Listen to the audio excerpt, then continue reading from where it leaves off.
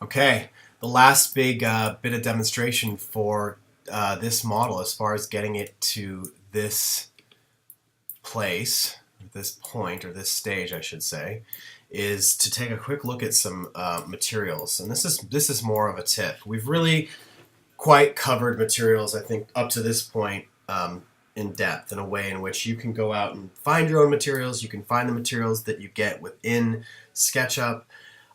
I like to, if I know that I'm going to do a rendering, and we're going to use this model, or I'm going to use this model towards the end of this course to demonstrate some rendering techniques. So if I know that I'm going to be doing a rendering down the road, I like to put my materials, my main building materials, off to the side, and I like to use these little boxes, and that'll make a little bit more sense in a second.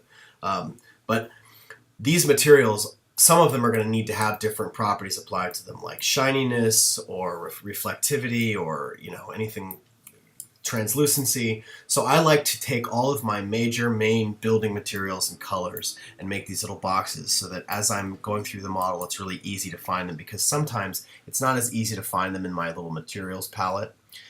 I also want to show you something. If you are interested in rendering, which you do not have to be for this course, but we will be covering it at the end for those of you who are interested. I'm using Podium.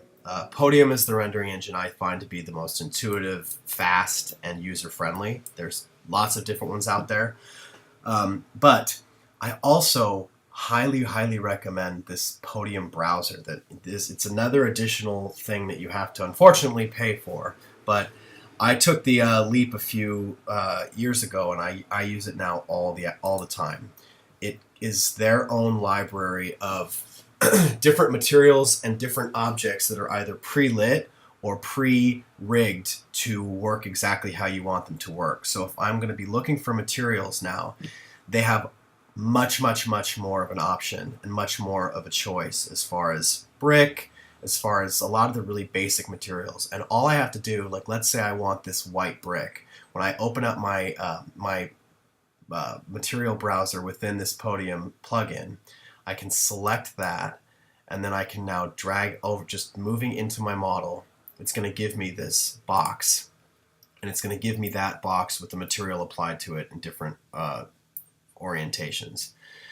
So what I'll do is I'll go through my browser and I'll find things that I like let's take a look at some of these different ones. Like they've got these metals that are already shiny, so I don't have to preset any of this. They've got fabric, they've got stone, they've got, I mean, it just pretty much goes on and on. There's all these great ground cover, like gravel and pebbles, and all of these are designed to be seamless, and they're also all designed to be to either be, if they're supposed to be reflective, if they're supposed to be translucent, if they're supposed to have just a little tiny like soft gloss to them, they all have that already pre-applied to them, and they react the way they should. So I don't have to go in and set any of this. And they're also just as, of course I can still go in and edit these. So if I decide I want to use this parquet, I can bring this in to my model and plop it here. And then I can now go into my materials palette. It's going to be the very last one. I can edit that still. So this is all still editable. I'm able to go in with my sliders. I'm able to adjust the hue or the saturation. I can make it blue, green, whatever I want. But it's preset with the existing texture that I've just brought in, which I like. Okay, so that's enough of that. That's basically the pitch for that. The other thing I'll let you know really fast as I go back to it is that beyond just materials, you're also able to bring in things like scale figures, vehicles that are in 3D that will render the way they should. You can bring in sofas and chairs and all of these things, and they're all sized appropriately. So it's like, this is basically like going to 3D Warehouse, but this is made by people that made it the right way. So you're not going to be getting something that makes no sense when you bring it in. And for the most part, it's not going to be an insane file size. So I also like this if I'm just putting something together quickly and I need to do a search of something. I mean, it's got a lot of the basic clean things, but if I bring in this Eames plastic armchair, this plastic is actually going to already have that reflectivity assigned to it when I go into render. So it's just food for thought. Okay, so what I did is I brought in some materials I wanted and I just applied them throughout the model. Just as a quick example or a quick refresher here, let's go ahead and hide this ceiling. I'm also going to hide the base. This is kind of what we did in the first, or the first big model of the introductory class, where you start adding materials. So I would open up this floor slab, and I want the material to be on the actual slab of the floor. So I've hidden the base so that I can see the edge of the wall, and I'm going to go from the underneath, and I'm just going to trace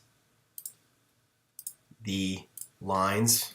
Whoops, make sure I got that. I'm just going to trace the lines from wall corner to wall corner. Okay, so I'm going all the way around. I'm going to trace around the hearth because I don't want the floor to be underneath that. And then I'm just going to connect it at that other end. Now I can do an offset by selecting this face and get a little border, 12 inches. And now if I want, I can open up my material thing. Let me go ahead and grab the materials I use. So I use this wood and this parquet here as a as a flooring material. So I'm copying those from this model and I'm pasting them into this using a shortcut. Now I open the floor, select that material using my eyedropper, and paint it onto that. Do the same thing from that material to the border. So just a quick, that's just a quick refresher here. And a tip. I mean, I'm by no means saying, oh, you should go out and buy this right away, but I will say I use SketchUp, on a consistent daily basis, and I have not regretted once. I think it's like $80 to get this browser thing, and I haven't regretted it at all. It's saved me so much time.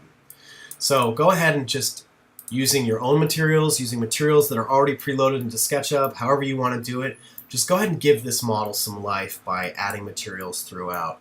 And then we'll look at some custom furniture in the videos to come. Again, you don't have to make your own custom furniture. This is for people that want to push their custom furniture building techniques a little further.